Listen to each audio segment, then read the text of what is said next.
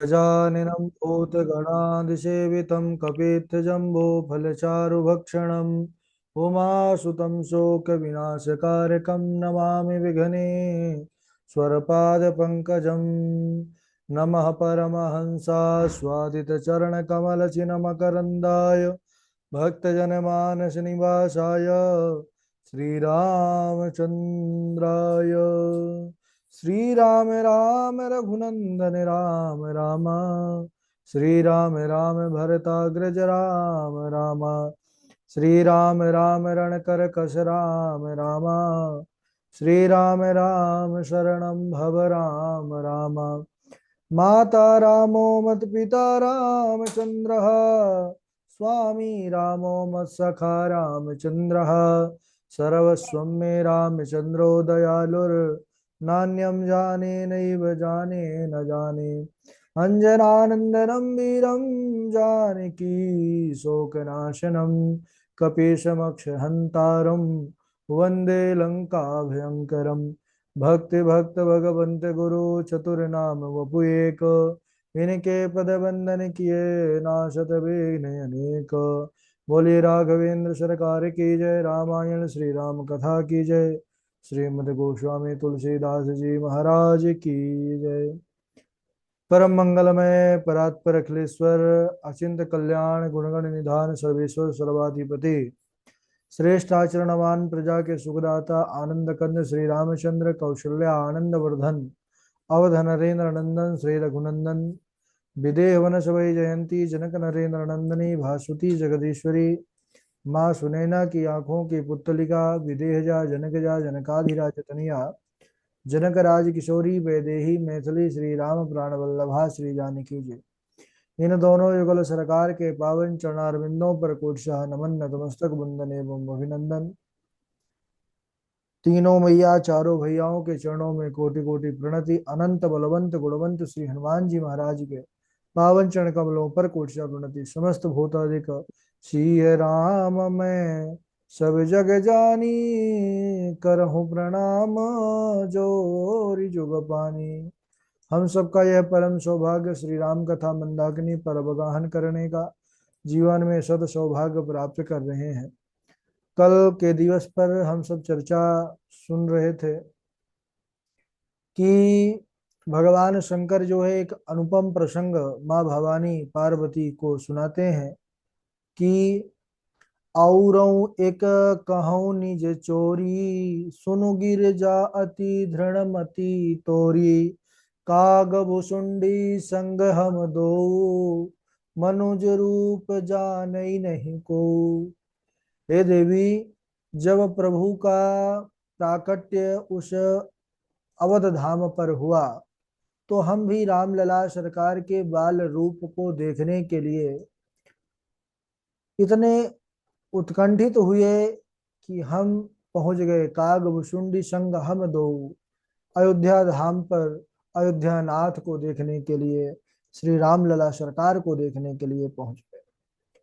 लेकिन वहां पर महाराज लंबी लंबी कतारें लगी हुई थी और जैसे ही हम लोग प्रवेश करने लगे रोक दिया गया कि महाराज पहले जो अयोध्या वासी हैं उनको दर्शन का सौभाग्य मिलेगा।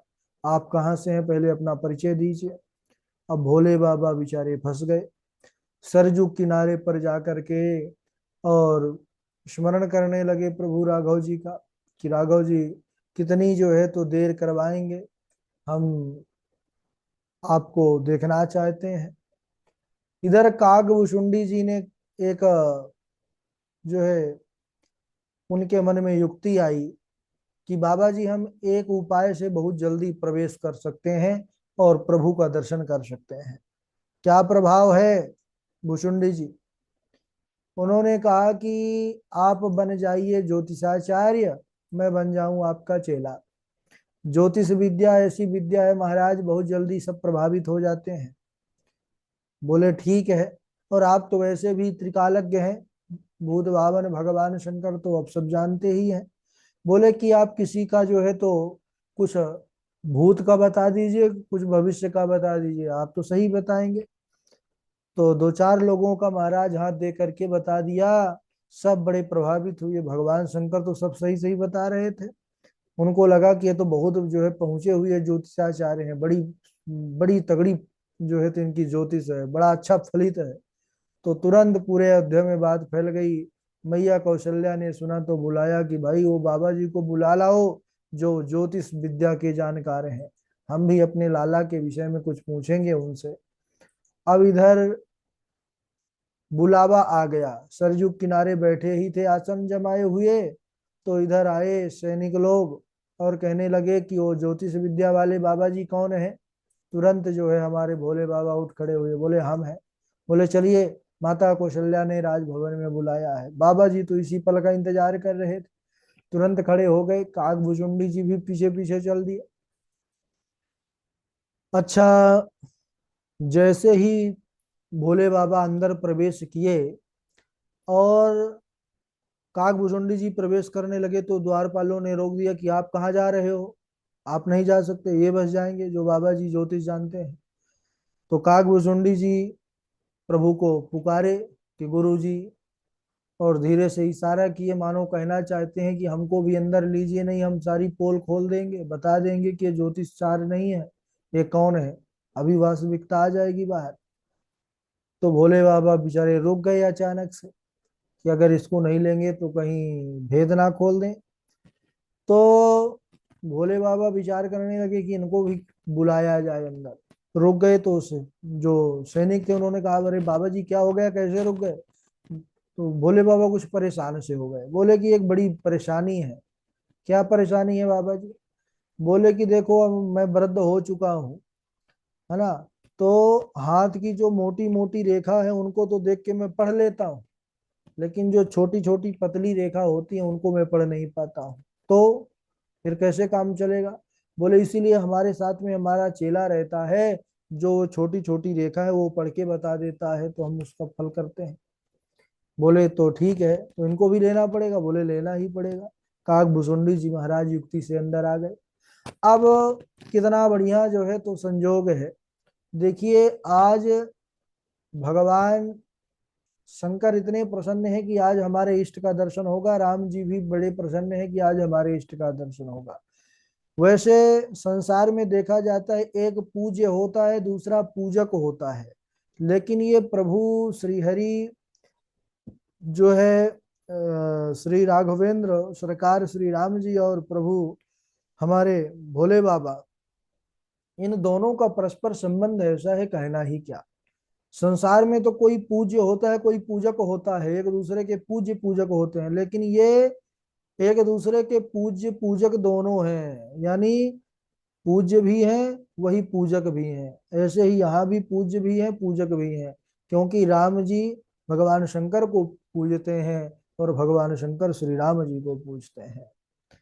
तो इस प्रकार अंदर गए हैं और जैसे हमारे प्रभु राघव की बाल स्वरूप में झांकी को देखा है, कितने प्रसन्न हुए हैं, रोम रोम पुलकित तो हो गए, नेत्रों से अश्रु की धारा चलने लगी बाबा जी के। भगवान श्री राम जी भी बड़े प्रसन्न हैं कि आज हमारे इष्ट आए और आज दर्शन हमको दिए। अब इधर बड़ा सुंदर से प्रभु का दर्शन किया। भोले बाबा जो है तो दर्शन में मगन हो गए, तो भुसुंडी जी कहने लगे चलिए महाराज, कहीं ज्यादा देर ना हो जाए तो भेद ना खुल जाए।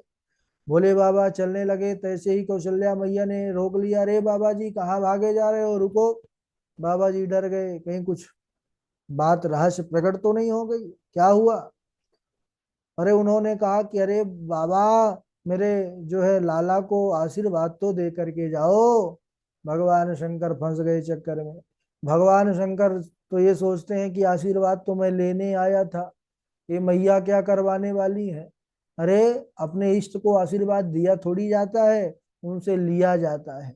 लेकिन मैया कौशल्या जैसे ही इधर बोली, अब कर भी क्या सकते हैं, वास्तविकता तो बता नहीं सकते। तो इधर राम जी भी पालने में पड़े पड़े खिलखिला करके मुस्कुरा रहे हैं कि बाबा जी अब फंसे हैं मैया के चक्कर में, आज तो आशीर्वाद दे करके ही जाएंगे भोलेनाथ।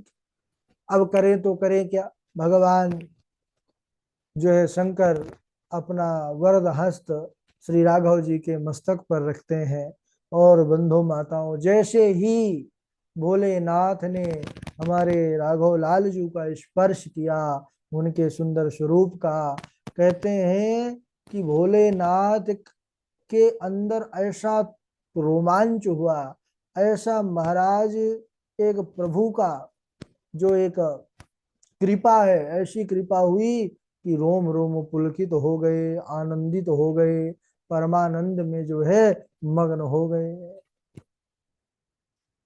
इसके बाद भोलेनाथ प्रभु के स्पर्श में ऐसे दीवाने हुए कि वह फिर कुछ दिनों के लिए तो कैलाश की गली भूल गए, वहीं अयोध्या की बीथियों पर, बीथी यानी गलियों पर डोलते रहते थे, डमरू बजाते बजाते, और राम जय जय राम, श्री राम जय जय राम, और नाच नाच करके वहीं जो है कीर्तन करते रहते थे महाराज, है ना।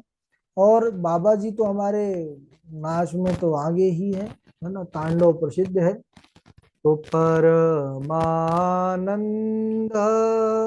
प्रेम सुख फूले, बीथिन फिरहि मगन मन भूले, यह शुभ चरित जान पै सोई, कृपा राम के जा पर होई। भगवान शंकर ने कहा मैया पार्वती से कि हे देवी, मैं तो उस समय परम आनंद और प्रेम सुख में फूला हुआ और अयोध्या की गलियों में डोलता रहता था, तन मन की भी सुध बिसरा दिए, और कहते थे कि वह आनंद जो उस समय का था उसका वर्णन वाणी के द्वारा करना संभव ही नहीं है। दशरथ जी इतने प्रसन्न थे, उन्होंने सबको संतुष्ट किया। जरा मन में विचार कीजिए कि वह अनंत कोटि को रचने वाले परमपिता परमात्मा, जिन्होंने सारा संसार बनाया, संसार में कितनी कितनी सुंदर छवियों को उन्होंने, वस्तुओं का निर्माण किया, और वह कितने सुंदर होंगे जिन्होंने इतना बढ़िया सुंदर स्वरूप बनाया, कितने कितने सुंदर जो है तो पशु पक्षी मनुष्य, प्रकृति को देखिए कितना सुंदर अद्भुत रचना है, कितनी सुंदर कारीगरी है। तो जिसकी रचना इतनी सुंदर, वो कितना सुंदर होगा। तो भगवान संग जो है हमारे, जो सबको बनाने वाले हैं, वह कितने सुंदर होंगे, इसका वर्णन करना संभव नहीं है। लेकिन संसार में ऐसे भी नास्तिक हैं कि भगवान को, आज भी ऐसे लोग हैं कि मानते नहीं है कि भगवान होते भी हैं।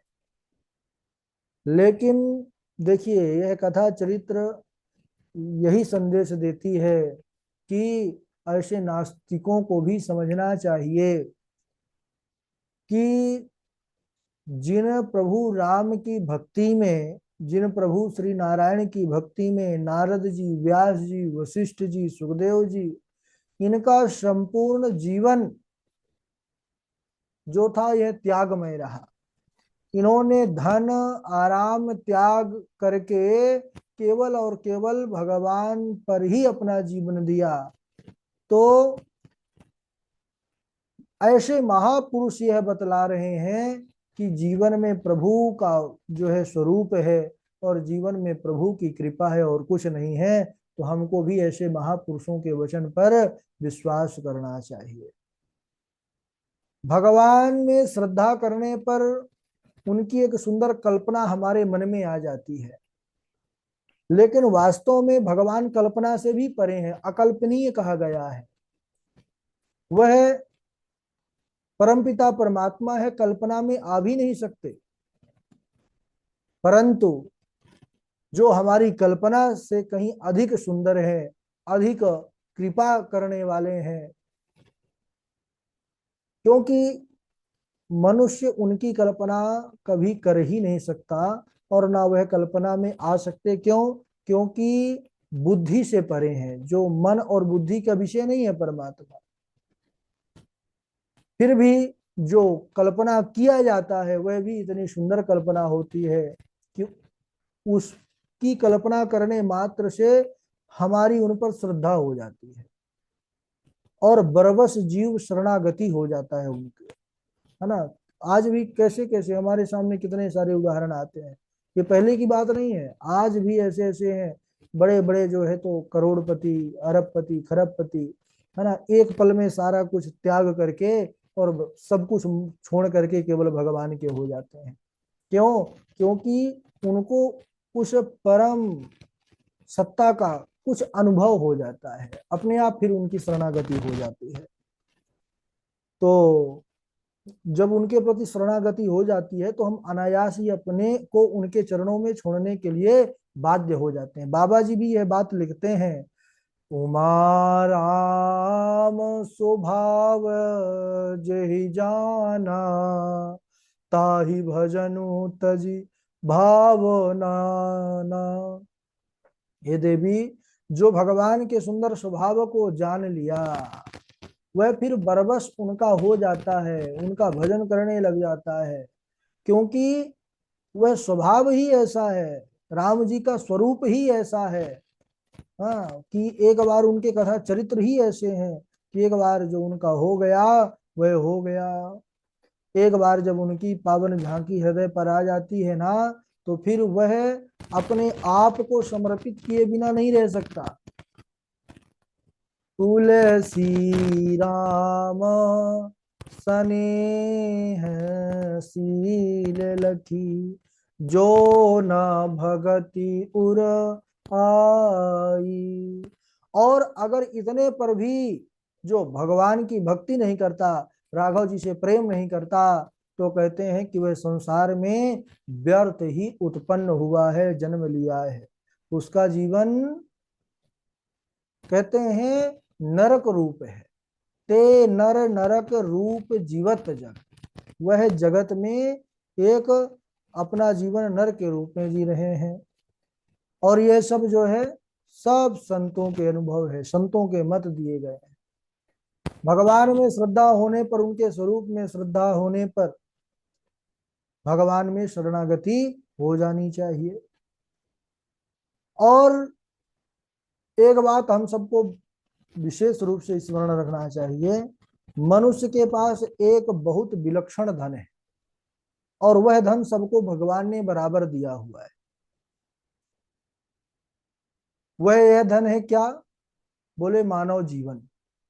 हम सबको जो एक जीवन प्राप्त हुआ है, यह भगवान की बड़ी कृपा के बाद, अहेतु की कृपा के बाद मिला है। और यह जीवन हम अपने पुरुषार्थ से नहीं प्राप्त कर सकते, यह उनकी ही कृपा से ही प्राप्त होता है। तो इस जीवन धन का हम सबको जो है भगवान की भक्ति में ही विशेष रूप से लगाना चाहिए। हम बहुत चीजों का, विद्याओं का, कलाओं का संपादन कर सकते हैं, समय से सब कुछ खरीदा जा सकता है। समय खर्च करके मनुष्य मूर्ख से बुद्धिमान बन जाता है, निर्बल से बलवान बन जाता है ना। जो है बराबर खान पीन वर्जिश है, जो है पूरा कसरत, तो शरीर मजबूत हो जाता है। समय का उपयोग करके देवलोक को प्राप्त किया जा सकता है, इसी समय का प्रयोग करके ब्रह्मलोक को भी प्राप्त किया जा सकता है। तत्व ज्ञान भक्ति की प्राप्ति हो सकती है। तो बात किसकी है? केवल जीवन के समय की उपयोग की है। जीवन तो भगवान ने सबको दिया है, लेकिन उस जीवन को किस एंगल से हम देख करके उसका लाभ ले पा रहे हैं, है ना, उसको हम किस प्रकार उपयोग में कर रहे हैं, वो हमारे ऊपर है।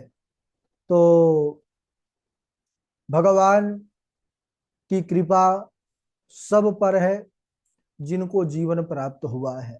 लेकिन अब जीवन प्राप्त करने के बाद हम सब किस प्रकार का प्रयास कर रहे हैं, ये हमारे ऊपर निर्भर करता है। नरक स्वर्ग अपवर्ग निशेनी, कहते हैं कि बीमारी के सदुपयोग से भी परमात्मा की प्राप्ति कर सकते हैं। बीमारी का सदुपयोग का तात्पर्य यह है कि जब हम कई बार बीमार हो जाते हैं, है ना, तो बीमार पर ऐसे लगता है कि बस अब हम जो है तो जाने वाले हैं। है ना, जिनको बहुत ज्यादा ज्वर आया या कुछ असहाय पीड़ा या कैसा रोग आता है, तो उस समय तो यही लगता है कि बस अंतिम घड़ी है, अब हम जो है तो किसी भी पल जा सकते हैं। उस समय हमको मृत्यु का दर्शन हो जाता है जीवन रहते। तो उसके बाद जब व्यक्ति ठीक होता है तो उसको समझ में आ जाता है कि अंत समय जो है तो किस प्रकार होता होगा। और उसके बाद वह प्रयास करता है, जो भगवत भक्त होता है, कि हमको जो है तप करना चाहिए, भजन करना चाहिए। प्रत्येक परिस्थिति में हम जो भगवान का भजन करने का प्रयास करें, हमारी दृष्टि भगवान पर ही रहनी चाहिए। अगर भगवान से विपरीत हम संसार पर दृष्टि रखेंगे तो फिर महाराज कल्याण होने वाला नहीं है। और भगवान सब पर कृपा करते हैं। जीवन में अनुकूल और प्रतिकूल समय सबके या स्वयं भगवान भी जब मनुष्य रूप लेकर के आए तो जीवन में कितनी प्रतिकूल परिस्थितियां आई उनके भी। तो जीवन में प्रतिकूलता अनुकूलता बनी ही रहती है, लेकिन सच्चे मायने पर जीवन यह है कि चाहे अनुकूलता हो या प्रतिकूलता, भगवान को ना भूला जाए, है ना। यही जो है समझदारी है। अच्छा, हम सब क्या करते हैं, महापुरुष लोग तो अनुकूल में भी वैसे ही रहते हैं, प्रतिकूल में भी वैसे ही रहते हैं, सम कहा जाता है उनको, है ना। तो और संसारियों का क्या हाल है कि अनुकूल में तो खूब हंसेंगे और प्रतिकूल में रोएंगे, रोने लगते हैं। लेकिन रोना नहीं चाहिए। प्रतिकूल परिस्थिति में जो रोते हैं वे बालक हैं, वे ना समझ हैं। कैसे कहते हैं, जैसे माँ बालक को नहलाती है तो वह रोता है, परंतु बालक के रोने की परवाह माँ को नहीं होती। क्यों? क्योंकि माँ जानती है कि अगर मैं इसको अच्छे से मल मल करके नहलाऊंगी नहीं तो यह स्वच्छ, इसका तन निर्मल नहीं होगा, और यह फिर अगर गंदगी शरीर में रहेगी तो यह बीमार हो जाएगा, इसको कोई ना कोई जो है तो परेशानी हो जाएगी। तो उस समय माँ उसके रोने का परवाह नहीं करती, चाहे वह जितना रोए, लेकिन उसको स्नान अच्छे से कराती है। ऐसे ही परमात्मा भी बीच बीच में जीवन में अनुकूल के बीच भी प्रतिकूल डाल देते हैं, है ना। प्रतिकूल इसलिए डाल देते हैं कि जो हमारे पहले के पाप हैं उसका जो प्रतिफल है वह उस दुख से हम, कष्ट से हम काट लें, जिसके बाद हमको वह परम शुद्ध बना दे, है ना। जो पिछले पूर्व के संचित पाप कर्म हैं उनको ही कम रूप में भगवान थोड़ी कष्ट में, या फिर प्रारब्ध अनुसार जैसे कर्म है तो वैसे छोटे बड़े कष्ट मिलते हैं, तो उनको इसी हिसाब से हम सबको समझदारी के साथ भोगना चाहिए कि हमको स्नान कराया जा रहा है, शुद्ध बनाया जा रहा है कि हम फिर परम शुद्ध हो जाएं, पाप मुक्त हो जाएं। ये भगवान की करुणा कृपा है।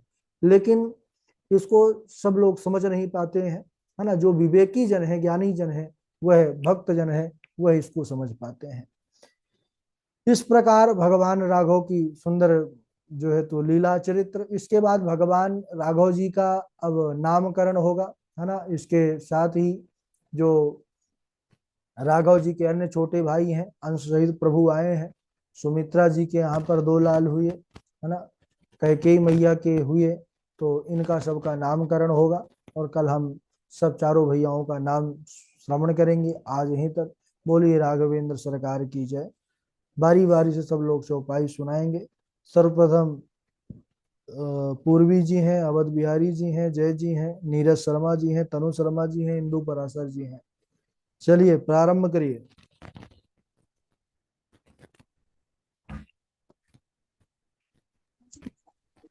राधे राधे गुरु जी, प्रणाम। राधे राधे। करम धर्म इतिहास अनेखा, करई निरूपण बिरति विवेका। उद्भव पालन प्रलय कहानी, कहे सी अमित्या चरज बखानी। बोले विप्र सकोप तब, नई कछु कीन्ह विचार। जाई निशाचर पुनि पूर्ण सहित परिवार। राधे राधे गुरु जी, प्रणाम। प्रणाम गुरु जी, प्रणाम। जी जी सुनाइए। अशुभ होय जिनके सुमिरे ते बान रीछ विकार। वेद विदित पाए ते सब महिमा नाथि तुम्हार। प्रभु तरु तर कपिडार पर ते किए आप समान। तुलसी कहु न राम से साहिब सील निधान। अरे पिता तू बावरे कहाँ बताऊं राम। मुंह में तो मैं खड्ग में खम्भ में जह देखो तह राम। प्रणाम गुरु। राधे राधे गुरु जी। हाँ, राधे राधे। मृषा होय मम साप कपाला। कृपाला है गुरु जी। मृषा होय मम साप कृपाला। मम इच्छा कह दीन दयाला। मैं दुर्वचन कहे बहु तेरे। कै मुनि पाप मिटई किम मेरे। जपऊ जाय शंकर सतनामा। होई है हृदय तुरत विश्रामा। जेई पर कृपा न करई पुरारी। सोन पाओ मुनि भगते हमारी। आसे उर्धर मही विचरहु जाई। अब न तुम्हें माया नियराई।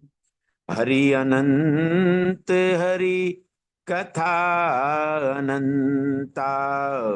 कहीं सुनई बहु विधि बहु संता। कहीं सुनई बहु विधि सब संता। रामचंद्र के चरित सुहाए। कलप कोटि लगी जाए न गाए। राधे राधे गुरु जी प्रणाम।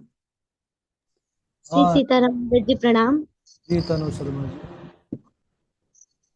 धन्य धन्य गिर राजकुमारी। धन्य धन्य गिर राजकुमारी। तुम समाने नहीं को उपकारी। धन्य धन्य गिर राजकुमारी। पूछहु रघुपति कथा प्रसंगा। सकल लोग जग पावनी गंगा। श्री राम जय राम जय जय रामा। श्री राम जय राम जय जय रामा। सगुन ही अगुन ही नहीं कछु भेदा। गावही मुनि पुराण बुध बेदा। अगुन अरुण अलग अज जोही। भगत प्रेम बसे सगुन ही सोही। श्री सीताराम महाराज जी।